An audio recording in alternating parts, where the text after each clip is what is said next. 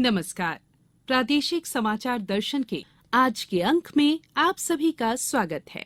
जैसा कि श्रोताओं आप जानते हैं, प्रादेशिक समाचार दर्शन के जरिए हम आपको प्रदेश भर में पिछले एक सप्ताह में हुए महत्वपूर्ण आयोजनों और आने वाले दिनों में होने वाले कार्यक्रमों की जानकारी देते हैं। तो आइए इस अंक की शुरुआत करते हैं।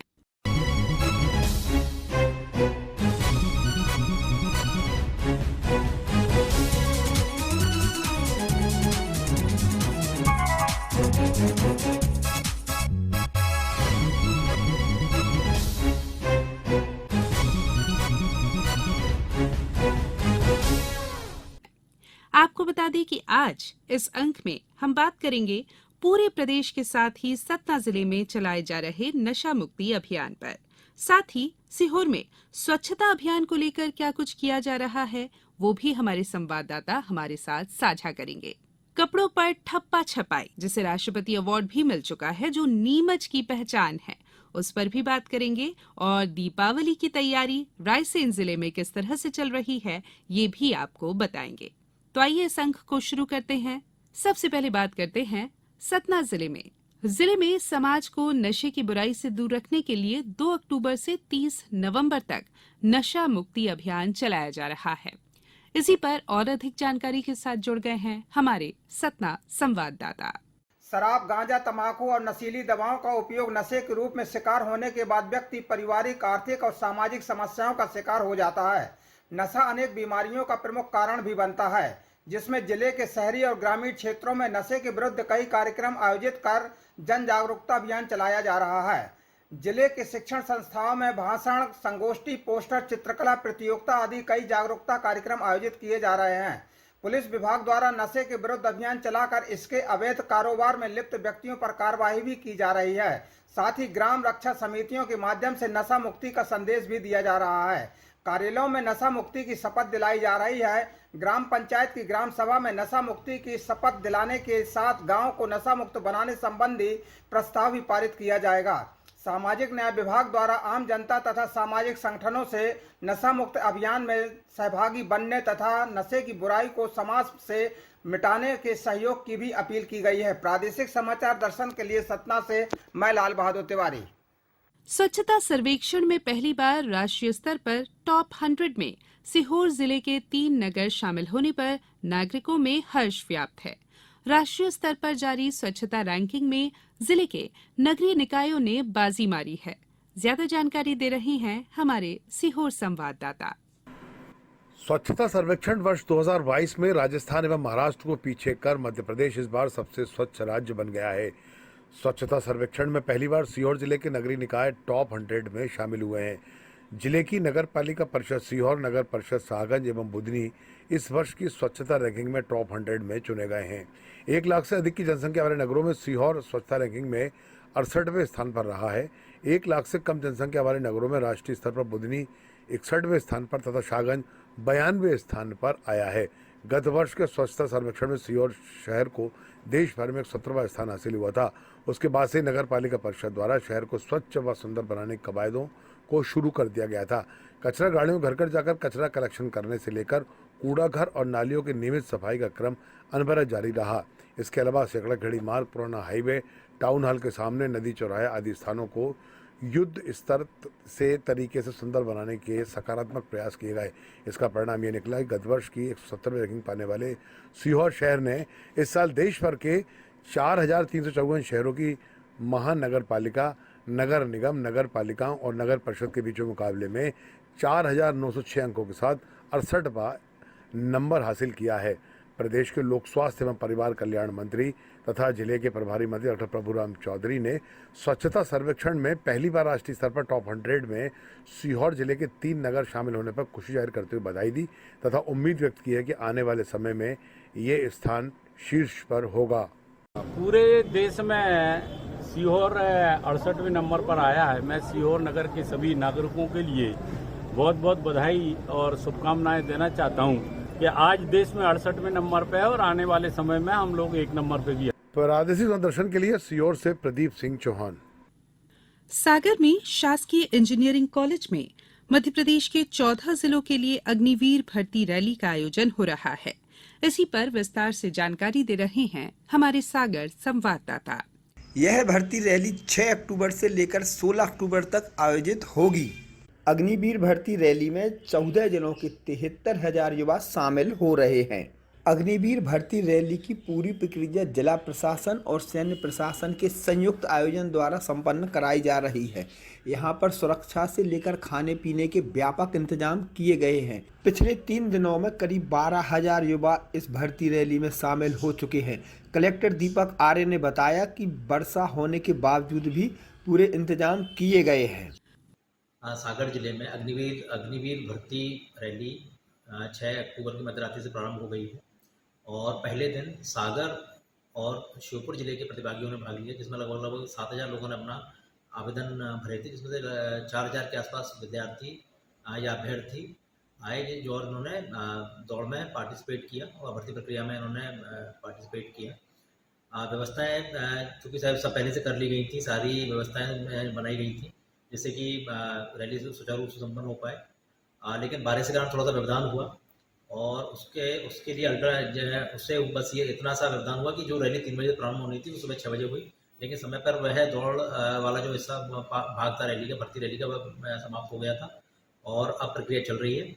आज के लिए भी पूर्ण रूप से तैयारी है। आज ग्वालियर और निवाड़ी जिले के अभ्यर्थी पार्टिसिपेट करेंगे और आज सारी व्यवस्थाएं सुचारू रहेंगी, ऐसा अनुमान है बाकी जिला प्रशासन की ओर से। और आर्मी वाला जो रिक्रूटमेंट विंग है आर्मी की, उनकी तरफ से सारी तैयारियां पूर्ण हैं। सभी अभ्यर्थियों का स्वागत है।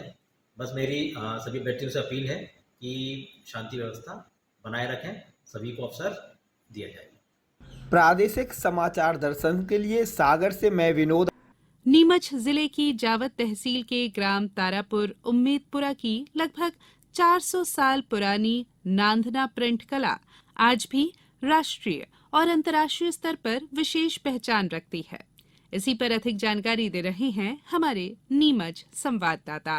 ठप्पा छपाई में सभी सामग्री प्राकृतिक होती है, इससे पहनने वालों को स्वास्थ्य एवं सौंदर्य दोनों मिलते हैं। इस ठप्पा छपाई कला को जीवित रखते हुए झरिया ब्रदर्स की 5वीं पीढ़ी लोगों को आधुनिक डिजाइन के वस्त्र उपलब्ध कराने में लगी हुई है।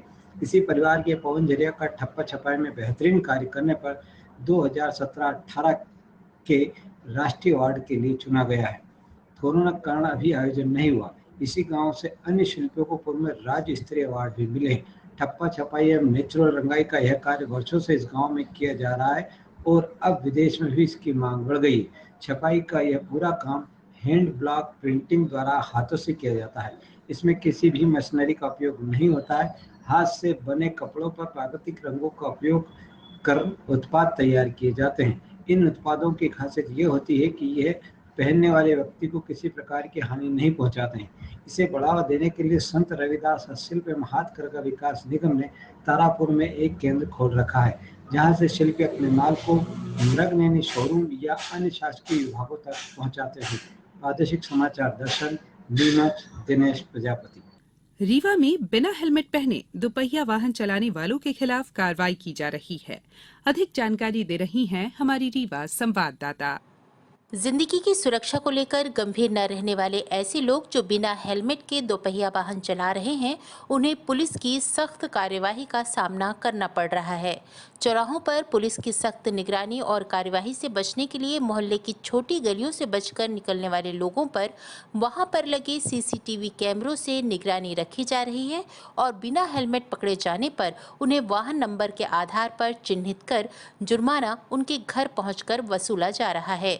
जिला कलेक्टर द्वारा सख्ती से निर्देशित किया गया है कि संपूर्ण रीवा जिले में सभी शासकीय, अर्धशासकीय एवं निजी कार्यालयों में पदस्थ सभी अधिकारियों एवं कर्मचारियों को दोपहिया वाहन चलाते समय हेलमेट पहनना अनिवार्य होगा। जिले में किसी भी व्यक्ति को बिना हेलमेट के वाहन चलाने की अनुमति नहीं रहेगी और यदि वो इस तरह का वाहन चलाते हुए पाए जाते हैं तो उनके विरुद्ध सख्त कार्रवाई की जाएगी। ये केवल नियम के लिए नहीं है, बल्कि ये अत्यंत आवश्यक इसलिए हो गया है कि जो भी दुर्घटना में मौतें होती हैं उसमें सबसे ज़्यादा मौतें हेलमेट नहीं पहनने के कारण होती है।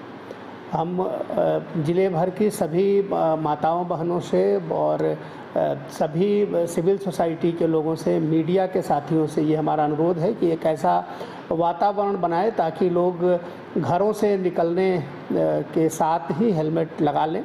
जिले के सभी पेट्रोल पंप संचालक दोपहिया वाहन चालकों को हेलमेट धारण करने पर ही पेट्रोल देंगे। इन निर्देशों का पूरी तरह पालन किया जा रहा है। पेट्रोल पंप संचालक हेलमेटधारी वाहन चालकों को ही पेट्रोल दे रहे हैं। यही नहीं, इन दिनों जिले में हेलमेट की बिक्री भी खूब हो रही है। बहरहाल, लोग हेलमेट पहनकर वाहन चलाएं तो निश्चित तौर पर सड़क हादसों में हेलमेट न पहनने के कारण जान गंवाने वाले लोगों की संख्या में कमी जरूर आएगी। प्रादेशिक समाचार दर्शन के लिए रीवा से मैं आरती श्रीवास्तव। दीपावली को बस कुछ ही दिन शेष है। पूरे प्रदेश में उत्सव सा माहौल है। खरीदारी जोरों पर है। रायसेन जिले में दशहरा पर्व के बाद अब लोग दीपावली की तैयारी में जुट गए हैं। किस तरह की तैयारियां यहां पर चल रही हैं, बता रहे हैं हमारे रायसेन संवाददाता। मूर्तिकार कुमार अपनी दीपावली को लेकर दिए, लक्ष्मी जी की मूर्ति, गुजरी आदि निर्माण में लग गए हैं। 2 साल के कोरोना काल के बाद इस बार दीपावली पर अच्छे व्यापार और बिक्री को लेकर बर्तन और कपड़ा व्यापारियों में भी खासा उत्साह है। व्यापारी इस बार अच्छे व्यापार को लेकर उत्साहित हैं। इस बार रायसेन जिले में दशहरे के बाद भी लगातार वर्षा होने से मकानों की साफ सफाई, रंगाई पुताई में जरूर व्यवधान आया है। वहीं लगातार पानी गिरने से धान सोयाबीन की फसलों की कटाई में विलंब हो रहा है। जो इस सोयाबीन की फसल कट गई है और खेतों में पड़ी है, उसे काफ़ी नुकसान हुआ है। ऐसे में किसान की चिंता तो बढ़ ही गई है, वहीं बाजार में मंदी आने की संभावना बनी हुई है। प्रादेशिक समाचार दर्शन के लिए रायसेन से मैं दीपक कांकर। प्रादेशिक समाचार दर्शन के आज के अंक में फिलहाल इतना ही। अगले सोमवार फिर आपसे मुलाकात होगी। तब तक के लिए नमस्कार।